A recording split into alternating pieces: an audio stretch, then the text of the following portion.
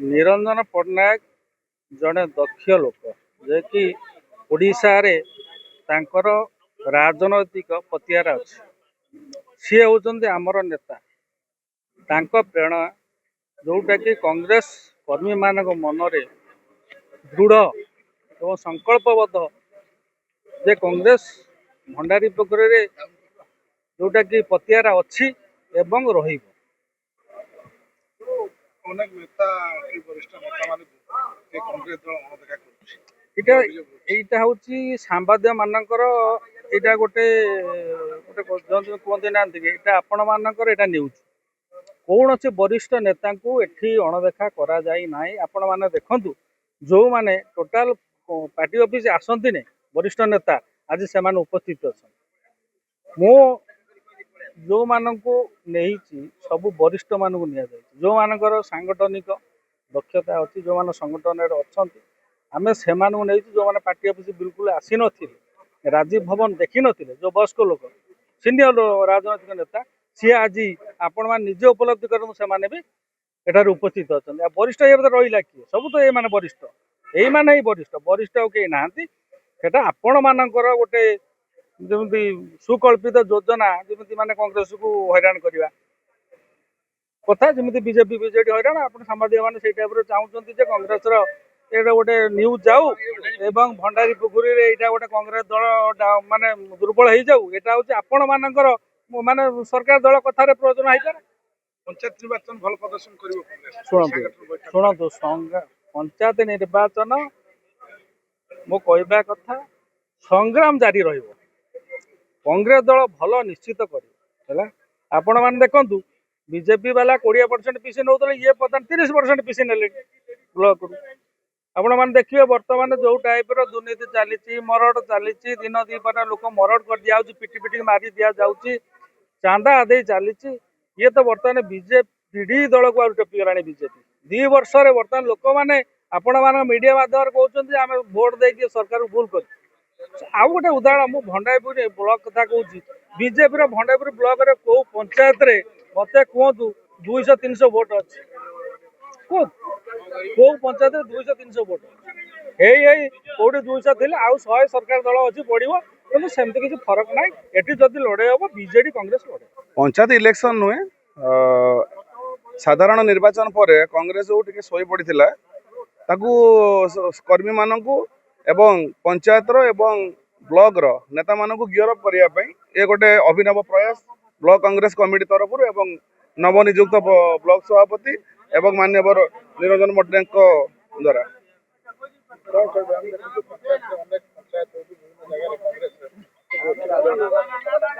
କୋଉ ଦଳରେ ଆଜ୍ଞା ନାହିଁ। ଗୋଟେ ଛୋଟ ଘର ଯୋଉଠି ଆଜ୍ଞା ଗୋଟେ ପିଲା ତା ବାପା ମା ସେଠି ବି ଆଜ୍ଞା ସ୍ୱାମୀ ସ୍ତ୍ରୀ ଭିତରେ ଆଜ୍ଞା ପଡୁନାହିଁ। ତେଣୁ ଇଏ ତ ଆଜ୍ଞା 125 ବର୍ଷର ଦଳ। ତେଣୁ ଯୋଉମାନେ 25 ବର୍ଷ ସରକାର ଥିଲେ, ପ୍ରଥମ ଥର ତାଙ୍କର ଗଭର୍ଣ୍ଣମେଣ୍ଟ ଭାଙ୍ଗିଛି, ସେମାନେ ଆଜି ଛିଂଛତର। ତେଣୁ ଏତେ ଦିନ ହେଲାଣି ଯୋଉ ସରକାର ଅଛି ସେମାନେ ଏଇ କର୍ମୀମାନେ ପଡିକି ରହିଛନ୍ତି। ଆପଣମାନଙ୍କ ତରଫରୁ ସେମାନଙ୍କୁ ଧନ୍ୟବାଦ ଜ୍ଞାପନ କରିବା କଥା। ସବୁ ଦଳରେ ଆଜ୍ଞା ଘର ଭଙ୍ଗା ଅଛନ୍ତି, ତେଣୁ ଘର ଭାଙ୍ଗୁଛି। ଆମେ ମାନେ ଯୋଉ ଭାଇମାନଙ୍କୁ ଆଜି ଗୁରୁ ଦାୟିତ୍ୱ ଦିଆଗଲା ସେମାନଙ୍କୁ ଫେବିକ୍ୱିକ୍ ବି ଦିଆଯାଇଛି, ସେମାନେ ଯାଇକିନା ଘର ଯୋଡ଼ିବା ପାଇଁ ସାହାଯ୍ୟ କରିବେ।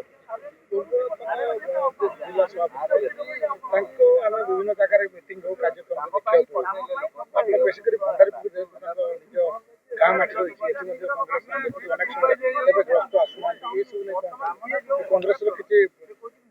ଆପଣ ମାନେ ଜାଣିଥିବେ କଂଗ୍ରେସ ସବୁବେଳେ ସାଂଗଠନିକ ସିଷ୍ଟମକୁ ନେଇକି ଚାଲେ। ନିରଞ୍ଜନ ପଟ୍ଟନାୟକ ପିସି ସଭାପତି ଥିଲେ, ତାପରେ ଶରତ ପଟ୍ଟନାୟକ ହେଲେ, ତାପରେ ଏବେ ଭକ୍ତଚରଣ ଦାସ ଅଛନ୍ତି। ତେଣୁ ଇଏ ଆଜ୍ଞା ଗୋଟେ ସାଇକେଲ, ଗୋଟେ ରିସାଇକେଲ ପ୍ରୋସେସ। ତେଣୁ କାଲି ଅନ୍ୟମାନେ ଥିଲେ, ଆଜି ଆଉ ଜଣେ ଅଛନ୍ତି, କାଲି ଆଉ ଜଣେ ରହିବେ। ତେଣୁ ନିଜ ନିଜର କର୍ମ ଏବଂ କାର୍ଯ୍ୟ ଦକ୍ଷତାକୁ ନେଇ ସମାଜ ମନେ ପକାଏ। ଯଦି ସେମାନଙ୍କର କାର୍ଯ୍ୟ ଦକ୍ଷତା ଏବଂ କର୍ମ ଭଲ ଥାନ୍ତା ବା ଥିବ, ତାହେଲେ ନିହାତି ଭଣ୍ଡାରୀ ପୋଖରୀ ମାଟି ସହିତ ଭଦ୍ରକ ଜିଲ୍ଲା ନିହାତି ଅଲରେଡି ମନେ ପକାଉଥାନ୍ତା। ତେଣୁ ସେଇଟା ଆପଣ ମାନେ ବହୁତ ଭଲସେ ଜାଣିପାରୁଥିବେ। ଆଜି ଭଣ୍ଡାରୀ ପୋଖରୀ ବ୍ଲକର ସଭାପତି ଅର୍ଜୁନ ନାଜି, ଅଜୟ ସାହୁ, ତାଙ୍କ ନେତୃତ୍ୱରେ ଆଜି ଭଣ୍ଡାରୀ ପୋଖରୀ ବ୍ଲକର ଯେଉଁମାନେ କମିଟି ସେମାନେ ଦେଇଥିଲେ ତାକୁ ଜିଲ୍ଲା କଂଗ୍ରେସ କମିଟି ତରଫରୁ ଏପ୍ରୁଭ୍ କରାଯାଇଛି। ଆମମାନଙ୍କର ନେତା जे ओडिशार पूर्वतन पीसी सभापति पूर्वतन मंत्री श्रीजुक्त निरंजन पट्टनायक से भंडारी पोखरी निर्वाचन मंडल इलेक्शन लड़ती सी आज उपस्थित अच्छा सी आज ब्लॉक कांग्रेस कमिटर समस्त कर्मकर्ता को स्वागत जनइले और समस्त को संबर्धित कले समस्त सहयोग समस्त कर्म आगु को कर्म निश्चित भाव में कांग्रेस को मजबूत कर कांग्रेस को आगामी दिन में जितेब आगु को बहु माने चैलेंजेस आसुची कांग्रेस पाई विभिन्न समस्या आसीबो विभिन्न घटना घटेबे जो भली रूपरेख जो भली शासन जो भली भाव में दुर्नीति चली राज्यर ए देशर अनुरूप भाव भंडारी पोखर ताकू प्रतिहत करने विरुद्ध में लड़िया आज गोटे टीम तैयारी है जार ना है भंडारी पोखरी ब्लॉक कांग्रेस कमिटी आज से कमिटी आज कागज कलम जो आगुरी होता बर्तमान ताहा सांगठनिक रूपरेख से समस्ते आज प्रेरणा नहीं गले और कांग्रेस दल को किसी दान कले जो दान कि से आगामी दिन में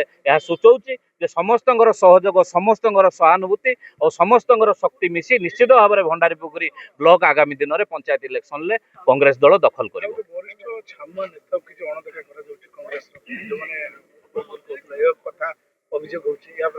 वरिष्ठ छामुआ नेता किए निर्दिष्ट भाव में तो मुझे जाने ना किंतु कांग्रेस दल सहित गोटे स्रोत ये स्रोत सहित जी बही कि जी हूँ कार्यधारा सामिल हम कांग्रेस कार्यक्रम ठीक से कर कांग्रेस को मानव और निजर जो कथा बर्तमान कहीगले नेता को कहीगले भंडारी पोखर निर्वाचन मंडली नेता जी से कहले स्पष्ट भाव में जे कांग्रेस को आनिया को है निजर स्वार्थ को छाड़िया पड़ो निजर स्वार्थ को जदि आप देखिए निजर स्वार्थ को जदि प्रथमे जगिबे निजर स्वार्थ को जगिबे ताने कांग्रेस दल केबे भी हो पारिबनी एटी स्वार्थ को त्याग करी आसिया को पड़ो जो माने स्वार्थ को त्याग करी जो माने सब स्वार्थ को त्याग करी कांग्रेस दल रे लड़े सामिल हेबे निश्चित भाव में आम आगामी दिन में लड़े जीतबू।